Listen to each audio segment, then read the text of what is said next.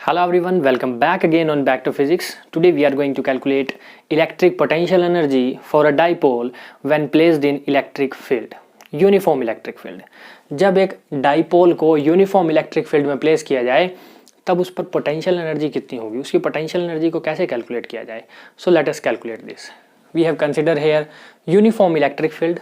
हमने मान लिया है कि इलेक्ट्रिक फील्ड हमारा यूनिफॉर्म है, ठीक है, हर पॉइंट पर इंटेंसिटी सेम है. उसमें हमने एक डाइपोल को प्लेस किया है. डाइपोल क्या होता है?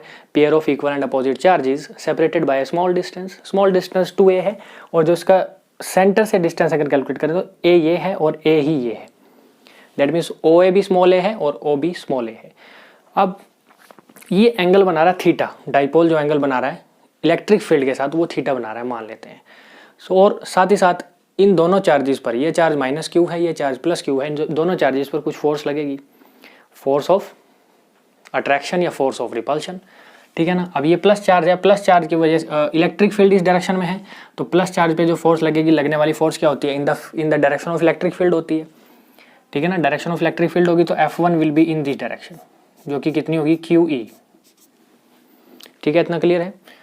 साथ ही साथ जो नेगेटिव चार्ज है, नेगेटिव चार्ज पर फोर्स किस डायरेक्शन में लगती है? In the direction opposite to electric field. Electric field की डायरेक्शन ये है, फोर्स किस डायरेक्शन में लगेगी? इस डायरेक्शन में. So force will be in this direction. This is F2. Force F1 भी लग गई, फोर्स F2 भी लग गई. अब देखते हैं नेट फोर्स कितनी होगी. फोर्स नेट और total force will be equal to sum of both forces F1 plus F2. F1 की वजह से फोर्स है QE और F2 की वजह से फोर्स है माइनस QE. दोनों कैंसिल आउट कर जाएंगे और जीरो आ जाएगी, ठीक है ना. F नेट कितना आ गया? 0, ठीक है ना. नेट फोर्स आ गई 0. अब बात करते हैं हम इसके अंदर कि क्या ये ट्रांसलेशनल मोशन करेगा, क्योंकि फोर्स ही 0 हो गई तो ट्रांसलेशनल मोशन तो नहीं होगा. तो इसके अंदर क्या होगा? क्या ये रोटेट करेगा? देखते हैं. रोटेट के अंदर देखते हैं इसमें जो फोर्सेस हैं वो किस डायरेक्शन में लग रही हैं और किस नेचर की हैं. देखो इसमें जो फोर्स लग रही है, सबसे पहली बात वो एक दूसरे के अपोजिट है. एक इस डायरेक्शन में लग रही है, दूसरी इस डायरेक्शन में लग रही है, यानी कि अपोजिट फोर्सेस हैं. और अपोजिट फोर्सेस के साथ साथ इनका जो लाइन ऑफ एक्शन है वो भी डिफरेंट है. दैट मीन्स एक का लाइन ऑफ एक्शन ये है और दूसरी का लाइन ऑफ एक्शन ये है, इस डायरेक्शन में. सेम नहीं है line of action, they are having a different line of action. एक का लाइन ऑफ एक्शन ये, एक का लाइन ऑफ एक्शन ये. तो जब दो डिफरेंट लाइन ऑफ एक्शन वाली फोर्सेस अपोजिट डायरेक्शन में मूव करती हैं तब हमारे पास एक कंसेप्ट आता है couple. Then we introduce couple और you can say torque due to couple. तब इस पर क्या लगेगी? टॉर्क लगेगी, जो कि कपल की वजह से होगी. और वो किस डायरेक्शन में होगी? वो टॉर्क इसको इस डायरेक्शन में मूव कराना चाहेगी, इस प्लस चार्ज को, और नेगेटिव चार्ज को मूव कराना चाहेगी इस डायरेक्शन में, ठीक है. So we are introducing here couple. Couple क्या है? Equal and opposite, two equal and opposite forces, two equal and opposite forces. देखिए दो इक्वल भी हैं और साथ ही साथ अपोजिट भी हैं. Equal and opposite forces having different line of action. दोनों का लाइन ऑफ एक्शन कैसा है? डिफरेंट लाइन ऑफ एक्शन है. अब अगर ऐसा है तो टॉर्क लगेगी, ऑब्वियसली टॉर्क लगेगी, और we can calculate torque. So couple का जो फॉर्मूला बना वो कितना बना? Couple is equal to couple, यहाँ कह सकते हैं आप टॉर्क ड्यू टू कपल, ठीक है ना. Torque due to couple, torque लगेगी इस कपल की वजह से, टॉर्क ड्यू टू कपल. और अब टॉर्क का फॉर्मूला क्या होता है? Torque tau is equal to, इसको रिप्रेजेंट किससे करते हैं? टॉर्क को टाउ से. Tau is equal to force into perpendicular distance, force into perpendicular distance, ये होती है torque. So this will be the torque due to couple, ठीक है ना. अब इसको कैलकुलेट करेंगे कि ये कितनी आएगी. How much amount will this contribute, कि ये टॉर्क कितनी होगी.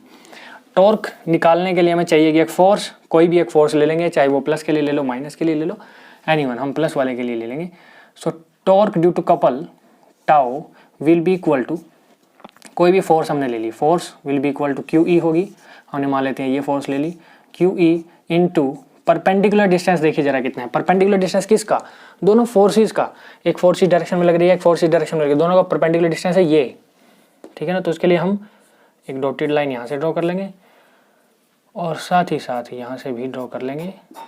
सो this will be the perpendicular distance. अगर ये ए पॉइंट पर है, ये बी पर है, इसको मान लेते हैं सी पॉइंट पर है, दिस इज परपेंडिकुलर डिस्टेंस, ये हमें जानना है। We are going to calculate B C, B C हमें परपेंडिकुलर डिस्टेंस है वो फाइंड आउट करना है कि बी सी कितना आया, ठीक है ना। तो कैसे फाइंड आउट करें, दो तरीके हैं। एक तो सबसे इजी तरीका ये है, 2a ये है, इस लेंथ को हम जानते हैं 2a है, सो 2a can be resolve into two components. एक तो जाएगा 2a cos theta along AC, along AC 2a cos theta, और दूसरा हो जाएगा 2a sin theta along BC। ये तो ऐसे कर लो आप, तो ये आ जाएगा 2a sin थीटा, परपेंडिकुलर डिस्टेंस आ गया। या फिर आप छोटी सी ट्रिग्नोमेट्री लगा सकते हैं, थोड़ी सी ट्रिग्नोमेट्री क्या कहती है कि पंडित बद्री प्रसाद हर हर बोले, जो भी है हमारे पास फॉर्मूला PB HHB, इसमें साइन के लिए या फिर आप कह लो परपेंडिकुलर डिस्टेंस निकालने के लिए क्या रिलेशन है, सबसे पहले ही रिलेशन है जो कि है P/H, तो हमें P/H का यूज़ करना चाहिए। P/H क्या होता है, sine theta, that means sine theta is equal to P/H। Perpendicular कितना है BC और बाय हाइपोटेन्यूज कितना है 2a। इस ट्राइंगल के अंदर देखिए हाइपोटेन्यूज 2a है, परपेंडिकुलर BC है, सो दैट मीन्स BC आ जाएगा perpendicular distance 2a sine theta. इतनी बात क्लियर, यही हमने पहले भी लिख दिया है, पहले ही लिख दिया हमने 2a साइन थीटा आया, कैसे आया, टू रेक्टेंगुलर कंपोनेंट से इसको इजीली निकाल सकते हैं। अब हम बढ़ते हैं अपने कंसेप्ट की तरफ। टाउ में चाहिए था हमें एक तो फोर्स और दूसरा चाहिए था कोई परपेंडिकुलर डिस्टेंस, परपेंडिकुलर डिस्टेंस भी आ गया 2a sine theta, 2a sine theta. So tau will be equal to q into 2a, कितना हो जाएगा q into 2a will be p means dipole moment e sine theta. इतना easy है, ठीक है ना। टॉर्क निकल गया, दैट मीन्स अब ये जो डाइपोल है वो रोटेट करना मूव करेगा विद दिस टॉर्क, और वो टॉर्क कितनी होगी, इतनी होगी। अब हम एज्यूम करके चलते हैं कि ये जो डाइपोल है वो बहुत ही स्मॉल डिस्प्लेसमेंट, कुछ थीटा एंगल से और डी थीटा एंगल से ये अपनी डायरेक्शन को चेंज कर रहा है। हम मान लेते हैं कि थीटा से इसको डी थीटा हमने थोड़ा सा रोटेट करा है, बहुत थोड़ा सा। उसके लिए वर्क डन कैलकुलेट करते हैं, क्योंकि पोटेंशियल एनर्जी कैलकुलेट करने हैं तो वर्क डन तो निकालना पड़ेगा, और वर्क डन ही स्टोर होता है किसी बॉडी के अंदर एज इट्स पोटेंशियल एनर्जी। सो इसके लिए जो वर्क डन है वो निकालेंगे, और उसके लिए सबसे पहले हमें जानना चाहेगा कि ये कितना एंगल जो है रोटेट कर रहा है। If the dipole is rotating, if dipole is rotated through an angle D theta, dipole rotate हो रहा है डी थीटा से, बहुत स्मॉल एंगल से अगर रोटेट हो रहा है, सो वर्क डन कितना हो जाएगा, देन वर्क डन जो स्मॉल होगा dw will be equal to tau D theta, इतना ही होगा। जो टाउ की वैल्यू है उसको रख देंगे, dw will be equal to tau की वैल्यू आई है pe sine theta and D theta, ठीक है ना, ये आ जाएगी, ये दिस इज dw। अब हम देखते हैं कि थीटा 1 से थीटा 2 के लिए अगर चाहें रोटेट कराना, मान लेते हैं पहले एंगल थीटा 1 था और फिर बाद में थीटा 2 हो गया, तब वर्क डन कितना होगा, टोटल वर्क डन कैलकुलेट कर लेंगे। If dipole is rotated from theta 1 to theta 2, from theta 1 to theta 2, अगर ऐसे हम इसको रोटेट कर रहे हैं कि ये थीटा 1 से थीटा 2 है, देन टोटल वर्क डन कितना हो जाएगा, total work done will be W is equal to, integrate कर देंगे फ्रॉम थीटा 1 से थीटा 2, किसको, dW को, स्मॉल वर्क डन को इंटीग्रेट कर दो with respect to theta 1 and theta 2, theta 1 से थीटा 2 के लिए इंटीग्रेट कर दो। So W will be equal to integration from theta 1 to theta 2 and dW की वैल्यू कितनी आई है, P P E sine theta D theta. Clear है इतनी बात? पी डाइपोल मोमेंट है, कांस्टेंट है, इलेक्ट्रिक फील्ड यूनिफॉर्म है, सिर्फ साइन थीटा वेरिएबल है, उसको अंदर रखो, बाकी को बाहर ले आओ। दैट मीन्स ये बन गया पी ई बाहर ही आ जाएगा, इंटीग्रेशन थीटा 1 से थीटा 2 और अंदर बचेगा साइन थीटा डी थीटा। ठीक है, साइन थीटा की इंटीग्रेशन कितनी होती है? W will be equal to कितना हो जाएगा? P E integration from theta 1 to theta 2 और we can put here directly, हम इसकी लिमिट्स में इसको रख देंगे। साइन थीटा की इंटीग्रेशन होती है माइनस कोस थीटा और इसको इंटीग्रेट कर रहे हैं थीटा 1 से थीटा 2। सो ये कितना बनेगा? इसको जब हम खोलेंगे तो ये बनेगा पी ई ब्रैकेट, माइनस को हम बाहर ही ले रहे हैं, माइनस को साइन को हम बाहर ही ले रहे हैं, माइनस पी ई, ये बनेगा cos theta 2 minus cos theta 1, कितनी बनेगा? और जब हम माइनस साइन को अंदर अप्लाई करेंगे तो W बन जाएगा, W will be equal to P E bracket, minus वाला पॉजिटिव हो जाएगा और कोस थीटा 1 पॉजिटिव हो जाएगा और थीटा 2 नेगेटिव हो जाएगा, कोस थीटा 2 नेगेटिव हो जाएगा। This will be the work done, और यही वर्क डन जो है इस डाइपोल के अंदर स्टोर होगा as its potential energy. So this work done will be stored as its potential energy, यही वर्क डन जो है इसके अंदर स्टोर हो जाएगा एज पोटेंशियल एनर्जी, और इसी को हम बोल रहे हैं electric potential energy for a dipole when placed in uniform electric field. अब अगर हम इसमें छोटा सा कंसेप्ट और समझ लें, अगर हम मान लेते हैं रोटेट कर रहे हैं अपने डाइपोल को थीटा इक्वल टू 90 डिग्री पे, हमें ऐसे की बजाय अब इसको ऐसे कर देते हैं, थीटा 90 डिग्री बना रहे हैं, थीटा 1 को हम क्या कर रहे हैं 90 डिग्री कर रहे हैं और थीटा 2 को थीटा मान रहे हैं। ठीक है, तब क्या हो जाएगा? When theta is equal to 90 degree है तब u कितना हो जाएगा? u will be equal to कितना हो जाएगा? P E bracket cos 90 zero हो जाएगा, माइनस कोस थीटा बचेगा अंदर सिर्फ, ठीक है ना, और ये बचेगा minus P E cos theta, और अगर हम इसको वेक्टर फॉर्म में लिखना चाहें तो लिख सकते हैं minus P dot E. This will be the potential energy, u is equal to P dot E. Vector form में इसको ऐसे लिख सकते हैं। So this is electric dipole when placed in uniform electric field, उसके लिए पोटेंशियल एनर्जी को हमने कैलकुलेट किया है।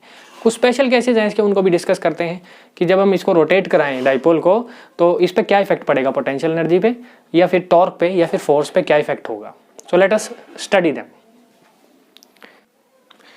Now we are discussing about the special cases of this topic, that is potential energy of a dipole when placed in uniform electric field. Potential energy हमने calculate कर ली है, कितनी आई है potential energy? Potential energy u is equal to minus P dot E आई है। अगर हम डॉट प्रोडक्ट हटाएं तो यहाँ क्या बना था? u is equal to minus P E cos theta, यही तो आई है, ठीक है ना, minus P E cos theta. This is the value of potential energy. साथ ही साथ टॉर्क हमने कैलकुलेट की थी जो कि कितनी आई? Tau is equal to p sine theta. तीन केसेस को डिस्कस करेंगे, थीटा व्हेन 90 डिग्री है, थीटा व्हेन 0 डिग्री है और थीटा व्हेन 180 डिग्री है। तीनों को अच्छे से डिस्कस करेंगे। तीनों को हमने डाइपोल को अलाइन कर दिया है, थीटा 90 डिग्री के लिए, थीटा 0 डिग्री के लिए एंड थीटा 180 डिग्री के लिए। देखो 0 डिग्री के लिए माइनस क्यू उधर है, प्लस क्यू उधर है, 180 में उल्टा है, 180 में प्लस क्यू उधर है, माइनस क्यू उधर है, रोटेट हो गया, ठीक है। अब बात करते हैं थीटा इज इक्वल टू 0 के लिए। चाहे थीटा इज इक्वल टू 0 हो, चाहे थीटा 90 डिग्री हो, चाहे 180 डिग्री हो, फोर्स तो इसकी 0 होगी ही होगी, ये हम देख चुके हैं, क्योंकि ट्रांसलेशनल मोशन तो हमारा जो डाइपोल है वो कर ही नहीं रहा है, ट्रांसलेशनल मोशन तो 0 है, सिर्फ रोटेशनल मोशन कर रहा है। दैट मीन्स टॉर्क होगी, लेकिन ट्रांसलेशनल मोशन की वजह से फोर्स नहीं होगी। फोर्स इसमें भी 0, फोर्स इसमें भी 0, फोर्स इसमें भी 0, तीनों केसेस में फोर्स तो 0 होगी। अब बात करते हैं टॉर्क की। टॉर्क का फॉर्मूला क्या है हमारे पास? टॉर्क का फॉर्मूला आया P E sine theta. P E sine theta इस केस में कितना है? 90 डिग्री। साइन 90 कितना होता है? Sine 90 is 1, that means P E आएगा सिर्फ, जो कि मैक्सिमम वैल्यू ऑफ टॉर्क होगी। दैट मीन्स इस केस में टॉर्क मैक्सिमम होगी, वेरी वेरी हाई टॉर्क, ठीक है। बात करते हैं U 90 degree, that means potential energy when theta 90 degree है तो कितना होगा? That means minus P E cos theta, यही आई पोटेंशियल इसकी वैल्यू। कोस थीटा, थीटा कितना है? 90 डिग्री है, और कोस 90 कितना होता है? कोस 0 1 होता है, कोस 90 0 होता है। That means U90 will be equal to 0। Potential energy 0 होगी जब हम डाइपोल को 90 डिग्री के ओरिएंटेशन में रोटेट कर देंगे तो। ठीक है, अब बात करते हैं केस सेकंड की। जब हमारे पास थीटा जो है वो 0 डिग्री है, थीटा 0 डिग्री है तो डिस्कस करते हैं टाउ की वैल्यू। फोर्स तो 0 होगी, टाउ कितना होगा, tau is equal to P E sine theta. P E sine theta means P E sine theta कितना है 0 डिग्री, साइन 0 कितना होता है 0, दैट मीन्स ये बनेगी 0, टॉर्क आ जाएगी 0। अब बात करते हैं यू पोटेंशियल एनर्जी की। व्हेन थीटा 0 डिग्री है, पोटेंशियल एनर्जी है minus p E cos theta, minus p E cos 0 degree. ठीक है, कोस 0 कितना होता है 1, दैट मीन्स माइनस पीई आएगा। ठीक है, एक तो ये वैल्यू आई। और इसमें देखते हैं जब केस 3 है, केस 3 में टाउ की वैल्यू कितनी होगी, P E sine 180 degree, P E sine 180 degree. Sine 180 कितना होता है, साइन 0 का उल्टा, साइन 0 0, साइन 180 भी 0, दैट मीन्स ये 0 ही होगा। ठीक है, उसके बाद potential energy at 180 degree, potential energy कितनी होगी, माइनस पीई कोस 180 डिग्री, कोस 180 डिग्री। ठीक है, कोस 180 डिग्री कितना होता है -1, और इसमें पहले से माइनस है, माइनस माइनस प्लस हो जाएगा, दैट मीन्स प्लस पीई होगी ये। ठीक है ना, प्लस पीई, जो कि इसके कंपैरिजन में कंसिडर करें तो ये मैक्सिमम होगी और ये मिनिमम होगी। अगर दोनों केसेस में 0 डिग्री और 180 डिग्री में कंसिडर करें तो ये मिनिमम होगी और वो मैक्सिमम होगी। अब इसमें हम एक कंसेप्ट और जानते हैं, जो हमने इलेक्ट्रिक फील्ड वाला चैप्टर किया तो उसमें भी टॉर्क निकाली थी, और उसके लिए हमने स्टेबल और अनस्टेबल इक्विलिब्रियम 2 रखी थी कंडीशंस। तो इसको हम बोल रहे थे वहाँ पर स्टेबल इक्विलिब्रियम, इसको बोल रहे थे स्टेबल इक्विलिब्रियम, स्टेबल इक्विलिब्रियम। और दूसरी कंडीशन को जब थीटा 180 डिग्री है उसको बोल रहे थे अनस्टेबल इक्विलिब्रियम। ऐसा क्यों बोल रहे थे, ये आपने वहाँ भी समझा होगा और यहाँ भी समझिए, अनस्टेबल इक्विलिब्रियम। ठीक है, अनस्टेबल का मतलब जो अपनी पोजीशन पे वापस ही ना आए, स्टेबल मतलब जो अपनी पोजीशन पे बना रहे। देखिए ज़रा, ये माइनस है, ये प्लस है, इस पर लगने वाली फोर्स इस डायरेक्शन में होगी, इन the direction of electric field, that means Q E इस डायरेक्शन में होगी। इस पर लगने वाली फोर्स इस डायरेक्शन में होगी, दैट मीन्स इस डायरेक्शन में माइनस क्यू ई। ठीक है ना, दोनों हो गई, दोनों एक दूसरे के अपोजिट हैं और दोनों एक दूसरे को स्ट्रेच करने की कोशिश कर रही हैं। क्या ये ऐसे मूव कर पाएगा, नहीं कर पाएगा, ये रोटेशन नहीं कर पाएगा, क्योंकि दोनों एक दूसरे के अपोजिट हैं, इसीलिए ये स्टेबल है। और दूसरी तरफ बात कर रहे हैं अनस्टेबल की, जिसमें हमारे पास प्लस चार्ज इधर है और माइनस चार्ज इधर, दैट मीन्स थीटा 180 डिग्री है। अब क्या होगा कि अगर हम इसको थोड़ा सा भी रोटेट कराते हैं, मान लेते हैं ये इसका सेंटर है, सेंटर से हमने इसको थोड़ी सी रोटेशन दी और यहाँ तक हम इसको लेके आए, ये हम प्लस क्यू यहाँ पे ले आए और माइनस क्यू यहाँ पे ले आए, तो इस केस में क्या होगा कि अब जो फोर्सेज लगेंगी, प्लस के चार्ज के ऊपर किस डायरेक्शन में लगती है force, in the direction of electric field, तो इस डायरेक्शन में लगेगी, इस डायरेक्शन में लगेगी क्यू ई। और माइनस चार्ज पे किस डायरेक्शन में लगती है force, in the direction opposite to field, field इस डायरेक्शन में है, फोर्स इस डायरेक्शन में लगेगी, यानी कि इस डायरेक्शन में, क्यू ई इस डायरेक्शन में होगी। अब ये क्या होगा कि ये जो माइनस चार्ज है वो घूम करके कहाँ जाएगा, प्लस की जगह पे आ जाएगा। Minus charge will rotate and placed here, और प्लस चार्ज विल रोटेट क्योंकि इस पर फोर्स उस डायरेक्शन में लग रही है एंड कम हेयर। माइनस वाला प्लस की तरफ चला जाएगा, प्लस वाला माइनस की तरफ। देखो जरा, ऐसे है ना, माइनस वाला है, माइनस वाले पे फोर्स लग रही है इधर, तो इधर रोटेट करेगा, प्लस वाले पे फोर्स लग रही है उधर, ठीक है ना, इन the direction of electric field, तो वो उधर रोटेट करेगा और एक कंप्लीट रोटेशन ले लेगा और ऐसे बन जाएगा। दैट मीन्स माइनस इधर आ जाएगा, प्लस इधर आ जाएगा। सो ये अनस्टेबल है, ठीक है ना, this is unstable condition and this is stable condition, इसीलिए इसको स्टेबल इक्विलिब्रियम बोला है और उसको अनस्टेबल इक्विलिब्रियम बोला है। This is all about this topic.